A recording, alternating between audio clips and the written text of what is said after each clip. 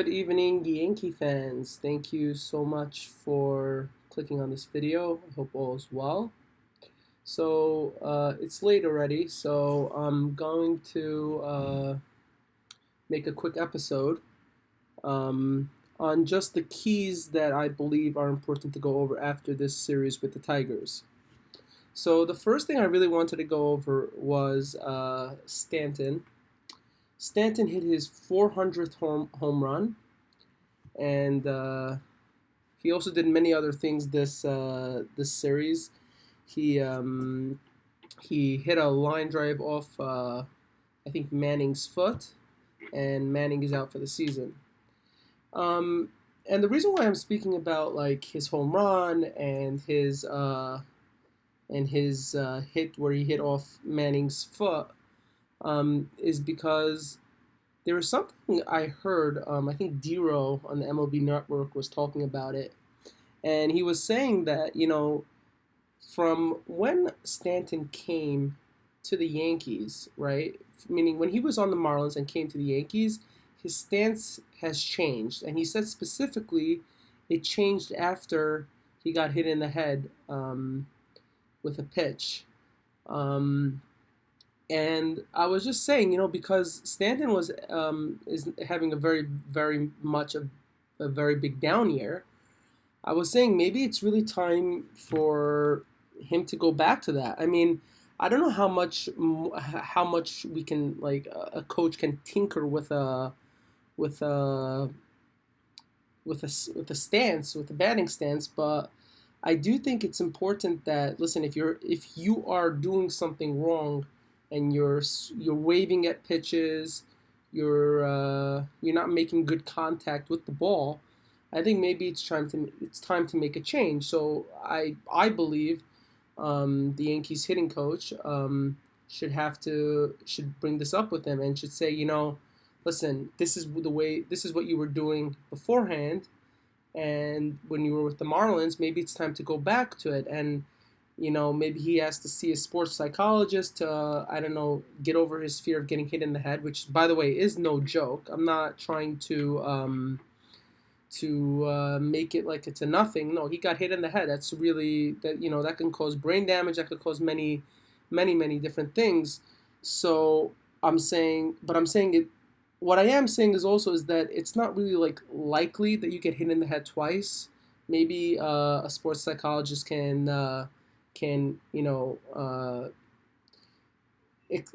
maybe get him more ready for just in case a ball comes through his head. I don't know what a sports psychologist can do, but if he's having a down year, at the end of the day, I do think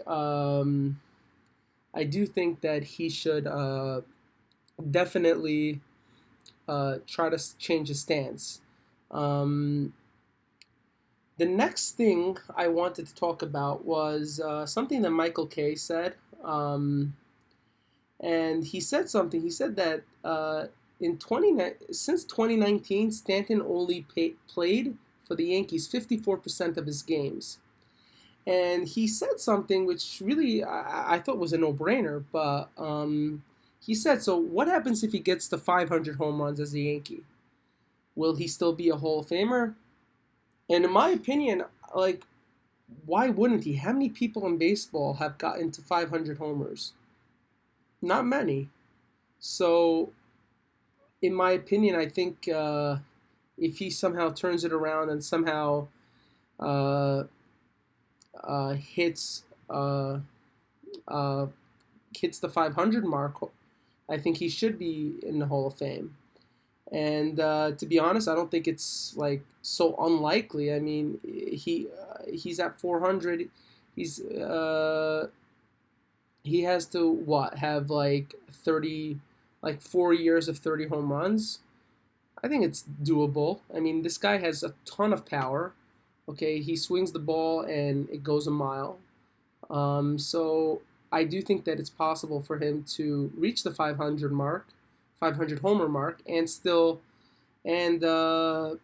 with that, I do think that he should make the Hall of Fame because of that. That's a monumental mark. Not many people can do that.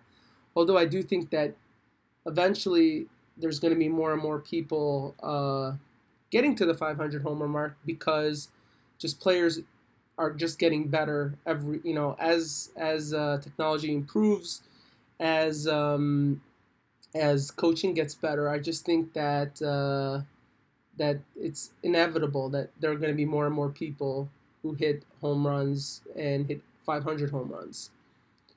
So now the next topic I wanted to speak about was something that David Cohn spoke about on his podcast. I think it's part of John Boy's podcast. Like he has a bunch of different things, and David Cohn said that the Yankees went from the oldest lineup in from the oldest lineup to the youngest lineup in a matter of like 3 days, which is by the way really cool, and which is by the way I think many Yankee fans were banging on the table for. Not that the Yankees should just get younger. The reason why we want them to get younger is because we want them to be more athletic.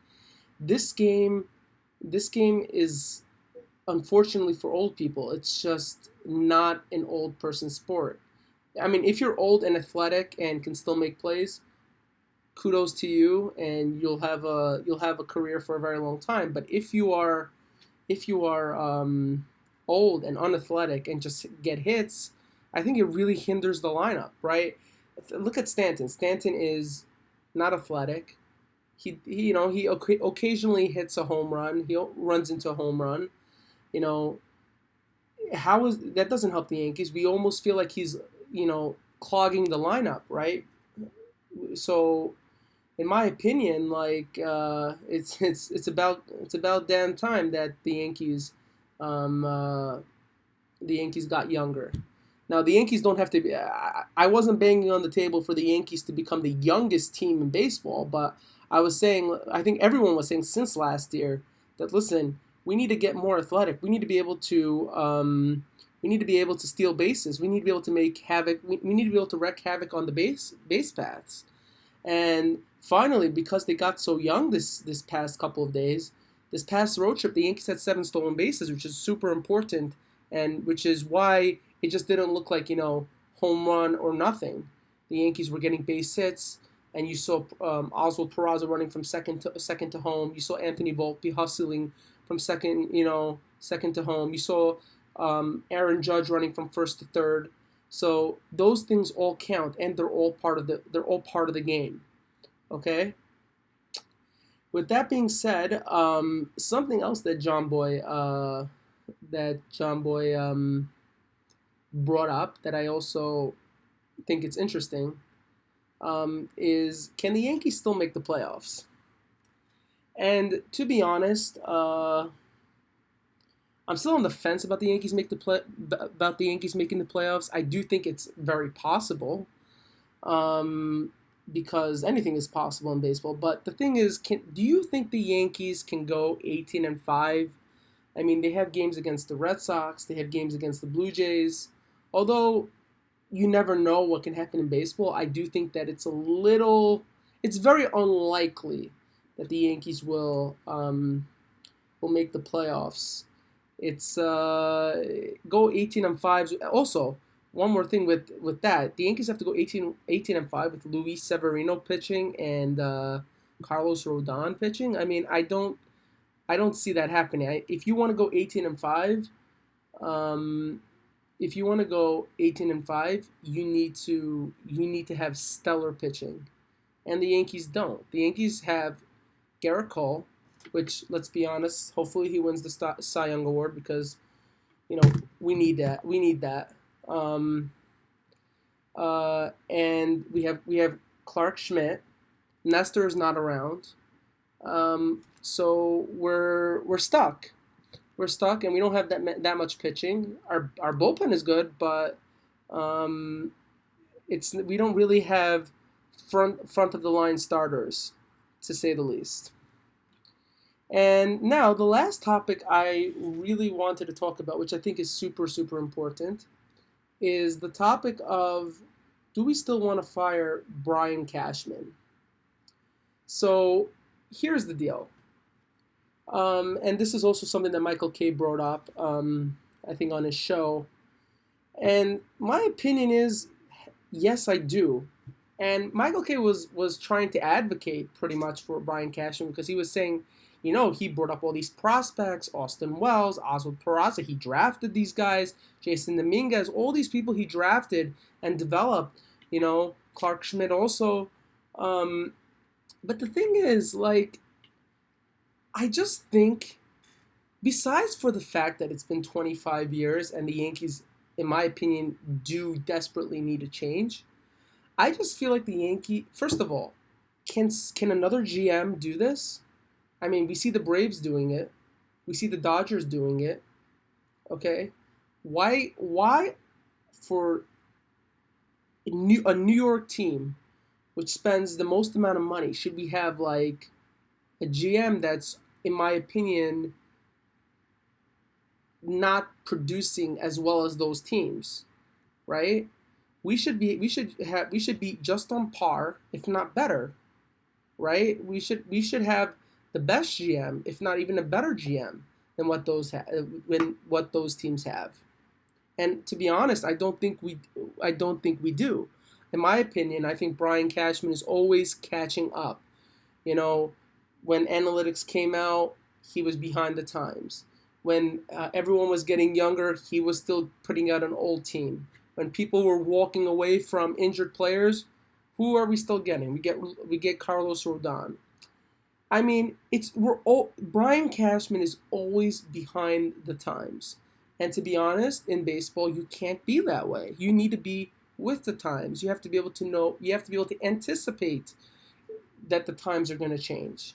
Yeah, and to be honest, I just don't think Brian Cashman um, is is a person who's always with the times. I just think he's always falling behind and then catches up and then falls behind again and then catches up. This doesn't mean to say that he's a bad GM, although some can argue with a payroll with a payroll like the Yankees have, any GM could do this. So maybe he is a bad GM, but but in my opinion, I don't think he's a bad GM. I mean, he is prone to finding good relievers. He found Gio Urshela. He's not. I don't think he's bad. I just think he's not the best. And I'm a Yankee fan, and I want the best. But that being said, thank you guys for clicking on this video. Please subscribe, please share, give a like, and please click the bell so that if the next time I post a video, you'll hear about it. Thank you so much, and have a great day.